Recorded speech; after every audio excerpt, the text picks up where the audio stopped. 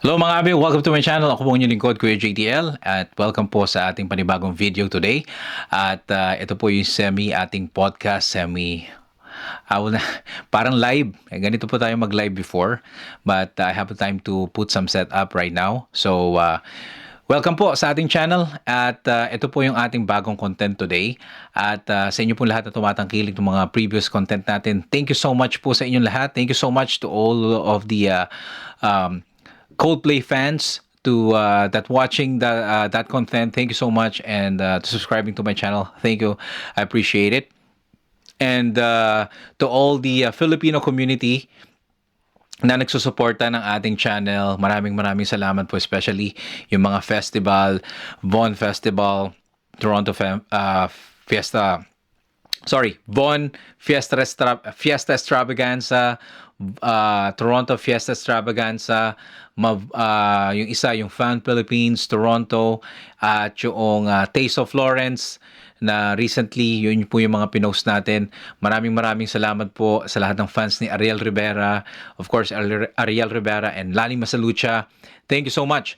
And the content today is all about the experience at the Rogers Stadium, no? Sa lahat po ng mga nandito sa Toronto at mga datayo po sa Toronto, kumikilala po kayo na in the Filipino communities, and to all the non-Filipino who can understand my language that planning to watch concerts here at Rogers Stadium this coming few days, weeks, and months. This is my experience because recently, I think a week ago or 2 weeks ago, there's some kind of content that you know, playing around the social media, especially sa mga TikTok or Instagram, YouTube, and Facebook, that napakahirap and chaotic yung manood ng concert sa Rogers Stadium, no? And I think some of the mainstream media pick it up. But for me, I'm sharing to you my perspective. Shoutout na rin dun sa dalawang subscribers natin na nagsuggest nito. I know who you are. Thank you so much. One is my subscriber in YouTube and the other one is in Instagram. Maraming salamat po. Kasi I think one of them, we're gonna watch the concert this coming, if I'm not mistaken, July 13 or July 12 for Coldplay, and nasa floors din sila. So my experience is about also in the floor. So umpisahan natin yung ating pagko-commute starting kung saan ako nanggaling. So basically, sa inyo po lahat, I'm from Scarborough Center. So from Scarborough Center, nasa vlog ko po yun yung kung saan ako sumakay. Sumakay lang ako ng bus, no? I will explain also to you later kung bakit hindi ako sasakyan. I just try to use public transport, no? So ito yung sa aking TTC or Toronto Transit Commission experience, no? From Scarborough Center, Ellesmere, and Kennedy, sumakay lang ako ng bus, and I just took the, I think, 996, no, bus going to Wilson Station. Yun po yung tinatawag nila na Rockets or yung mabilis, no, express. Konti lang yung main intersection lang yung hinihintuan niya. At hindi ko na kailangan bumaba ng York Mills Station para lumipat pa ng bus. So, dire-diretso na siya ng Wilson Station at umalis ako around 1 o'clock at nakarating ako almost 2 o'clock sa Downsview Park. Okay, so from Wilson Station, sakay lang ako ng papunta ng Vaughan, which is pa north yon, and then I get down at the Downsview Park, no? So pagbaba mo ng Downsview Park, hindi mo na kailangan magtanong kasi meron silang marker or mga karatula. Pagbaba mo doon, nakaturo, no? Where is Rogers Stadium? You don't need to look for your Google Map to do so, no? Either buksan nyo lang po yung mga mata nyo, open your eyes to the marker or to the sign, or if you cannot look the sign, you cannot find the sign, you cannot see it, look for people, no? May mga tao doon na nagtatrabaho sa TTC, and there you guide you. So paglabas nyo na rin ng TTC, merong mga arrow na malalaki, big arrow, and pointing going to Rogers Stadium, no? This is my experience, pag from Downsview Station, lakad lang ako, depende kung gaano kayo kabilis maglakad. So, kung maglalakad kayo, going to Downsview Station, going to Rogers Stadium, approximately 10 minutes, no? Going to the merchandising side. Meron din nakaturo doon kung gusto niyo bumili ng merchandise. So as for me, dahil mahilig ako sa merchandise, bumili ko nitong Coldplay merchandise t-shirt and yung hat. Hindi ko lang maipakita sa inyo because I'm doing content today. But this one is $60 and plus tax, no? But paalala lang po, note lang, no? Don't bring any cash kasi hindi sila tumatanggap ng cash doon sa Rogers Stadium. Cashless sila, everything is on credit card. So bahala na kayo kung anong mga credit card na gagamitin nyo and so on and so forth. If not, just figure it out, no? Hindi ko kayo kayang tulungan diyan. Anyway, so kung hindi naman kayo mahilig sa okay lang, diretso na kayo. So may 3 gates, gate 1 after merchandise, gate 1, gate 2 and gate 3. So Gate 3 kami ni Mrs. JDL nung my wife kasi meron kaming doon yung entrance ng mga hawak ng American Express. So we have American Express. So very convenient doon kami sa Gate 3, no? At kailangan mo rin dalhin yung physical card kasi chine-check po 'yon ng mga security. So ang tanong dito, because we are on the floor, no, nakapwesto, kailangan namin ng maaga so we can get our desired area kung saan kami pupwesto doon sa floors. Kasi kapag ka medyo late ka na, baka mapunta ka na sa dulo, hindi rin maganda experience. Yung mga nakabili naman ng ticket with the bleachers, kahit hindi kayo ganun kaaga, kung daw naman kayo sa bleachers nakaupo, okay lang kasi hindi nyo naman kailangan sobrang aga kasi may mga seat number kayo. So, you don't have to be too early sa venue, no? So, first question, Kuya JDL, if there's any food booth pagka nandun kayo. Yes, meron. Bago pumasok nung mismong Rogers Stadium, may mga food truck na nasa labas. You can buy your food there. No, I'm not sure how much. And I'm not sure also if kasi hindi sila sakop ng Rogers Stadium. I don't know if they're accepting cash or card, no? Pero hindi ko rin alam yung presyo. Pero definitely there's some food area there. At sa labas, meron din na portalet if you're asking for a washroom after food, no? I cannot answer yung washroom sa labas sa portalet because hindi ko na experience. Sa loob, kung yung tatanungin nyo ako, best washroom, maayos na portalet, maraming area, maraming cubicle doon sa portalet na yon. Kada sulok, kasi sa gate 3 kami, sobrang dami. I think 30, no? Hindi ko, approximately 30 to 40 portalet. At hindi nyo kailangan mag-agaw-agawan. Walang masyadong pila. Pati sa hugasan, no? And then every time may nag-check noong washroom, no? At okay.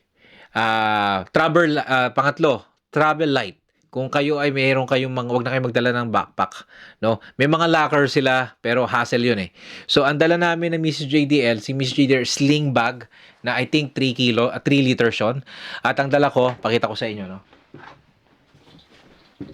Ito yung dala kong bag, no? Ito yung dala kong bag.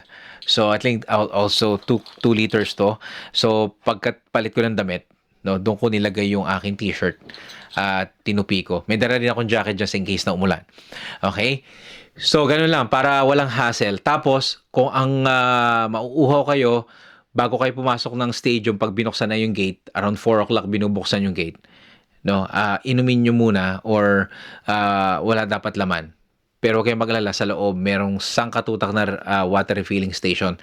And meron din doon sa pwestohan namin. Doon kami nakapwesto. Kung nakaharap ka sa stage, sa left side, noon, merong mga security doon, nagre-refill sila. May nakita ko, nagpa-refill ng tubig doon. No? Free po yun. But anyway, kung gusto nyong bumili, kung gusto nyong gumastos, meron din nagbebenta. Kaya lamang po, medyo may pagkamahal, no? Pero mas maganda na yung meron kayong dala. No? Pero nagutom po ako, mga abe, syempre tao lang gugutom. So bumili ko ng kahit panawid gutom lang. So bumili ko ng ganyan kalaking merinda. Mountain Dew and then Doritos, isang Truffles. at cost me $18, no? Mahal siya para doon sa pagkain na yon. Pero wala akong magagawa kasi nanginginig na ako sa gutom. Kailangan ko ng pangtawid gutom. So, yun lang. At pagpasok doon sa loob, okay naman na, nakasetup na kami. Magbaon lang ng mahabang pasensya. No? Syempre, concert yun eh. You be there to have a good time. Tapos, dapat fully charged kayo. Kung ito ang gagamitin nyo, dapat may enough kayong memory. Kung cellphone ang gagamitin nyo, may enough kayong memory, may enough kayong charger, may battery kayo. Meron kaming kasama. Shout out pala sa mga nakasama namin sa pila, tsaka nakasama namin sa likod. Naubusan siya ng battery, kaso wala na rin kaming battery, no? Nung pinagamit namin, hindi na ganun kadami yung na-charge sa kanya. Pero hopefully, nagamit niya. Pero ako, hindi ako gumamit ng telepono, ginamit ko itong point and shoot camera ko. If you have point and shoot camera and decent zoom range, no, halos magkamukha lang siya ng no, yung mga camera ngayon, tsaka ng cellphone and this one, yung mga bagong labas na point and shoot, the same lang siya. Almost the same sensor lang, kayang kuhang-kuha lang, pareho lang ang kuha niya. And it's up to you how to maximize your gears. So, eto, mas happy ako, nakapag-picture ako ng maayos, nakapag-video ako ng maayos. Yun yung mga pinopost ko sa aking shorts, no, sa aking reels, no, sa kung nakikita nyo po. Right? So, yun lang po yung payo ko sa inyo. So, eto na. Sa Coldplay, no, dalawang front act and then so mga 4 na oras din tumagal yung concert. And then I don't know, no, yung sa iba, yung kasi may manonood daw nung kay Chris Brown, shoutout pala doon sa nakausap ko. Okay, so yun yung loob, yun. Hindi ko masasabi kung paano yung performance ni Chris Brown, etc. and all that. Pero yung sa Blackpink ganun din, mas marami yun, tsaka mas malaking fan base yun. So pero wag kayong mag-alala, sa loob, yung sa gitna, may mga pa nga may mga Ferris wheel pa doon. So parang theme park. So kayo, pero kung nasa floor kayo, kung floor ang inyong tickets, hindi nyo na naising umalis ng lugar nyo nang walang magbabantay nun. No? Kasi mauubusan kayo ng pwesto. No, sayang. Pero kung kayo ay mga nakapwesto sa mga bleachers, may sari-sarili kayong seat number, it's okay. You can come early, tapos pwede pa kayong kumain doon, pwede kayong mag-hangout with your friends and your loved ones. No, parang perya ang dating, may Ferris wheel din eh. But anyway, kanya-kanyang trip yan. But that's the experience yung sineshare ko ngayon doon sa aking Coldplay, no, na panonood. Okay, note po. Sa mga manonood ng Coldplay this coming sa Saturday, Sunday, July 12 and 13, medyo agahan nyo po. Kasi ang basa ko dito, walang pasok niyan, weekend. So, mas maagang pupunta yung mga tao, lalo na yung sa floors ang nakapwesto, no? Agawan ng pwesto yan. Hindi ko po kayo tinatakot. Ito lang po yung experience ko before, long time ago. Hindi pa ito sa Rogers Stadium. No? So, yun po, medyo agahan nyo po yan. Kasi marami yan. Kasi kami, mga abe, Monday kasi kami. Kaya usually, yung mga taong kasabay namin, galing pa sa trabaho, maaga lang kaming umuwi nun. Kaya medyo maaga rin kami nakapunta. Kaya mga 2 o'clock wala pa masyadong tao. But anyway, kung kayo po ay manonood ng Saturday, Sunday, at kayo po ay may mga social media, i-share nyo po yan kung ano yung naging experience niyo, or kung wala kayong YouTube, you can comment here and then let me know, no, mag-comment po kayo. So, eto po yung pauwi na, no, importante. Okay, balik tayo. Kaya hindi po ako nag-drive, nag-decide ako na mag-TTC. Una, baka mamaya mahal yung parking. Hindi ko alam kung may bayad yung parking. Pangalawa, nakakamuryot, kakaasar mag-drive kapag pagod ka na kakatayo kasi mauubos, no? Mauubos yung adrenaline nyo kapag gano'n yung mga klaseng concert, lalo na Coldplay. Masaya, no? Kailangan nyo ng adrenaline dyan. Baka mahirapan kayo mag-drive. Unlike yung public transport, makakapagpahinga kayo. So anyway, pauwi na kami.